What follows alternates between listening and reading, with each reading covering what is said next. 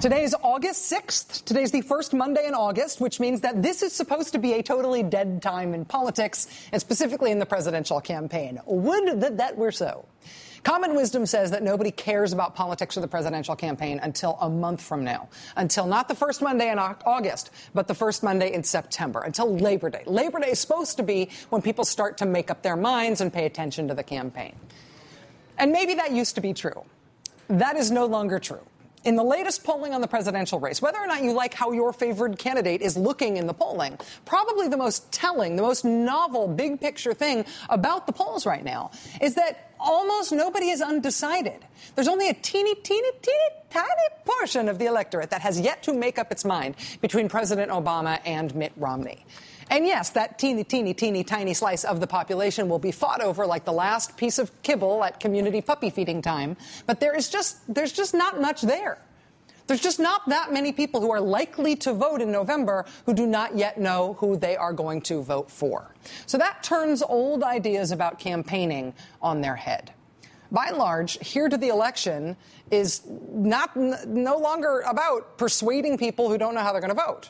I mean, the campaigns are still trying to persuade people to their side, but mostly they are trying to get people who they already know are already on their side to actually prove it, to register to vote, to get out and vote, and to do both of those things in a way that makes sure their vote is counted. We are already at their part of that part of the campaign. And it's true not just for the candidates themselves, but also for the activist groups and the interest groups and the funders who are increasingly now doing what the political parties used to do. Nobody's waiting until Labor Day. Everybody has hit their stride already. We are in prime time right now.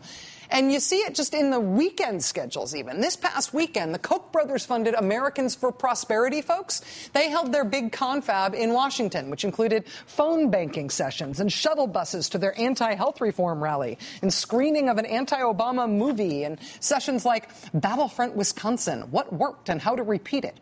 The Koch brothers have pledged to spend $200 million in this election cycle against President Obama.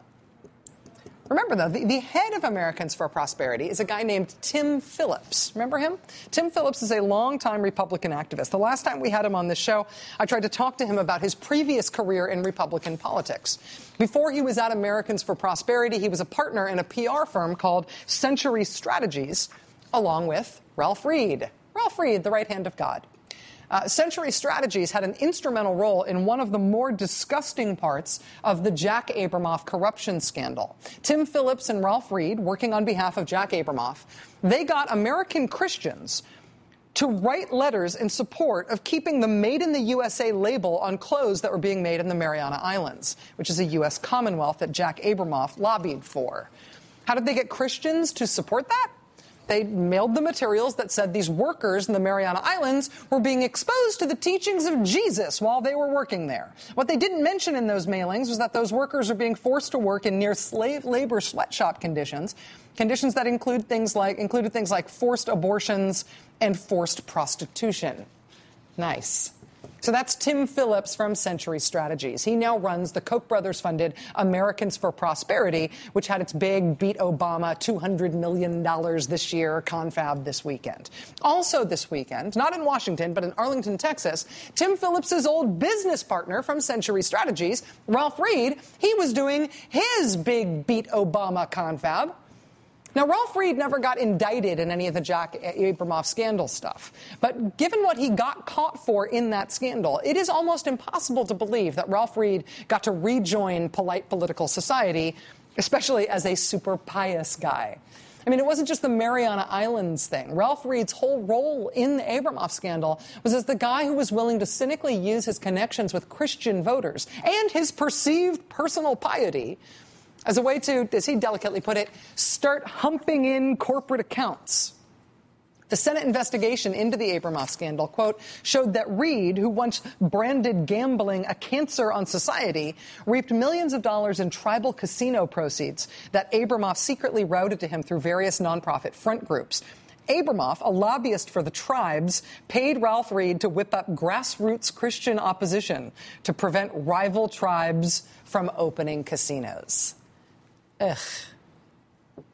It is interesting, though, that's from a description of Ralph Reed's role in the scandal written in the Washington Post in 2008. That was written back during the last presidential campaign when John McCain was running against Barack Obama. And the Washington Post noted at the time in the same article, Ralph Reed's much publicized role in the Abramoff scandal cost him the 2006 Republican primary for Georgia lieutenant governor. Now Ralph Reed is on the sidelines, handicapping McCain's prospects. So think about this. In 1998, he's humping in corporate accounts. By 2006, the Senate is issuing its report on the fact that he was humping in corporate accounts. He's getting paid by gambling interests to secretly trick anti-gambling Christians into unwittingly helping certain casinos that are paying him for the privilege. He tries to run for office that year in 2006. He gets laughed off the ballot because of the scandal. By 2008, by the next presidential race, he is on the sidelines. He's this disgraced figure. But now, by 2012, he's no longer on the sidelines. Now, look, there he is. He's back, and as ostentatiously pious as ever. Only now the corporate accounts he's humping in are apparently the $10 million checks from some of the country's wealthiest conservatives. $10 million bankroll to presumably convince Christians to vote for Mitt Romney and against Barack Obama. The same Christians he once tricked on behalf of Jack Abramoff's corporate clients. Jack Abramoff himself is out of jail. He is marketing himself now as a truth teller who may have been repellent once, but he's now repentant. He has now learned the error of his ways. Jack Abramoff has a radio show on satellite radio now. But all of the other people from the Jack Abramoff scandal who you thought would have been drummed out of public life, not only are they not repentant, they are now, in this election, in the middle of Republican politics. They are in the middle of this presidential race. Tim Phillips is helping to run a $200 million effort on behalf of the Koch brothers. Ralph Reed is running an at least $10 million effort as a faith and values guy again, despite his faith and values con man past. And as all of these outside groups and the campaigns themselves and the political parties turn now to what is going to decide the election, which is whether or not people get registered to vote, whether they turn out to vote on Election Day, whether their vote is counted, it turns out that all of the Jack Abramoff scandal sleazeballs are right in the middle of that specifically.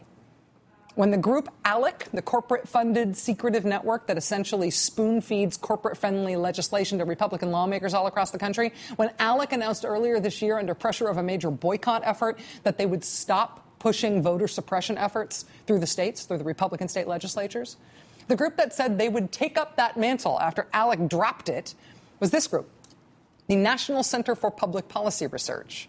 You may remember them getting famous during the Jack Abramoff scandal for their role as essentially a pass-through for Mr. Abramoff, as a pass-through for various perks that Jack Abramoff wanted to spread around on behalf of his corporate lobbying clients. Here's how the Washington Post reported on their involvement in the scandal at the time. Quote, as far back as 1996, Abramoff was using the National Center for Public Policy Research to hide the source of funding for trips and other ventures intended to boost the interests of his lobbying clients. That group still exists.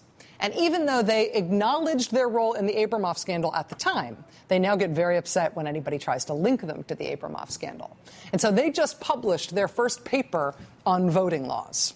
They were going to take up this mantle after ALEC dropped it. They just published their first big paper on this, on why voter ID is actually secretly awesome for African-American voters. They say secretly voter ID is great news for black voters.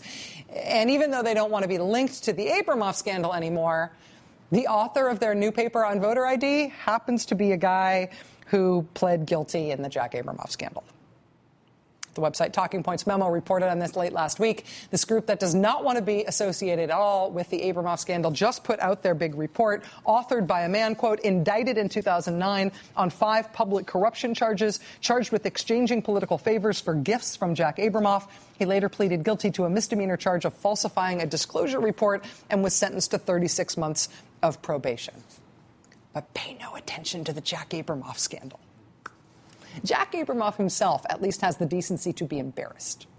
The people who helped him out in his legendary Republican corruption and bribery scandal, though, apparently do not have that same decency.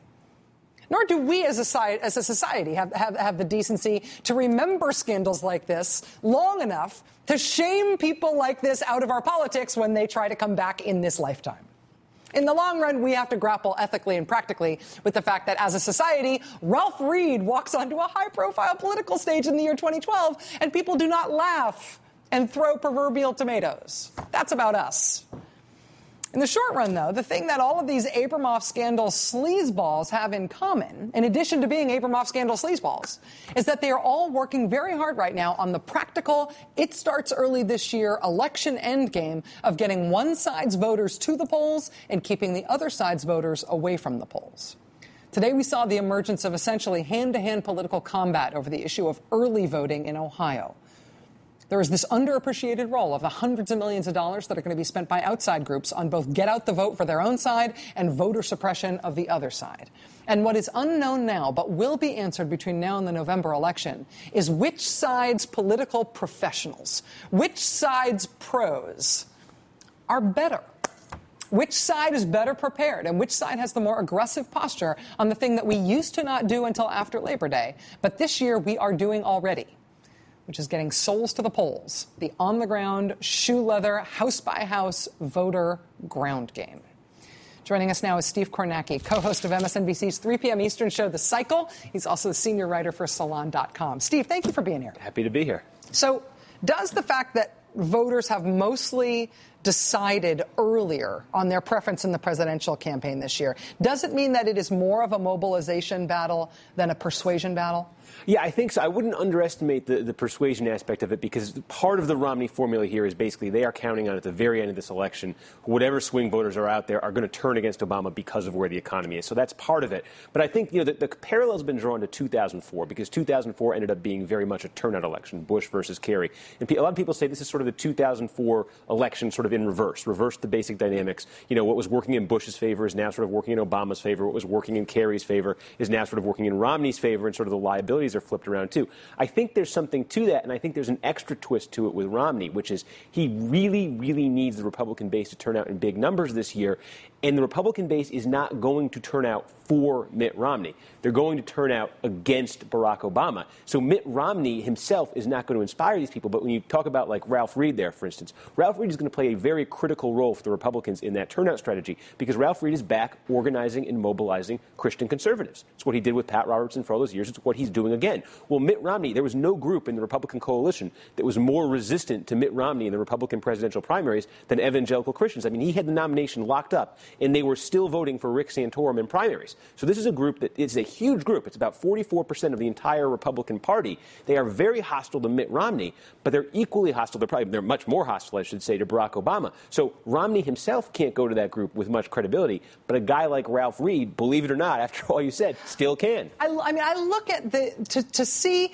Ralph Reed and Tim Phillips and these anti-voting rights people out there at the same time. To me, it's like the rats who survived the sinking SS Abramoff. I can't believe they're in public life at all. But their very survival maybe ought to be seen as testament to how good they are at playing the political game. I mean, I think as a liberal, I tend to look at the real cretins of the right like that and think, wow, liberals can't match anything like that in terms of sheer hard-nosed, survival instincts, hardball politics stuff. Yeah. Am I just being liberal about that, though? I mean, is the left just as good at playing these games? I think we're seeing some real differences, between the two parties. I think voter ID really gets to it when we talk about the effect that could have this fall. Because there's sort of, I don't know the right way to phrase this, but there's sort of a tradition in American politics where, look, not everybody's going to vote in every election. So both sides look at it and say, okay, this is the group we really need to, gin up turnout among. Maybe it would be better for us if this group didn't vote, in as big numbers. And there's some messaging strategies involved. There's some tactical strategies involved there. And both sides, I think, are basically equally guilty of that. But it's been taken to a completely different level this year and in the last couple of years, with Republicans saying, okay, these are the groups we need to vote. These are the groups we don't need voting. Now we're going to build laws. We're going to etch into law provisions that will help our people and that will hurt their people. That's completely different. That is not an equal opportunity. That is not one side. That is not both sides doing that. That is one side is doing it and the other side isn't. And Republicans, as we're seeing, are very good at that because they have this whole network established. You're seeing where you have these sort of bogus studies and you have, all this sort of grassroots mobilization. They get control of the state houses in the 2010 elections, and suddenly they're in position to implement these laws in all of these states. And that could have a huge impact in November. They have a long history of trying to do that in lots of ways, but I think it's happening more systematically systematically than we've seen Yes. in a generation. Steve Kornacki, the co-host of MSNBC's The Cycle, senior writer for Salon.com, and the owner of the best tie in Rockefeller Center. I'm telling you, I've been scanning ties all day. I am rarely complimented on my wardrobe, so thank you. As a person who never is, take it for what it's worth. That's a spectacular tie. Thank you. Thanks, Steve. All right. If it was not surreal enough to be having huge political fights over the issue of contraception in the 21st century, it has just become all the more surreal. Surreal enough to maybe even be funny if we are allowed to have a sense of humor about these things, and I think we are.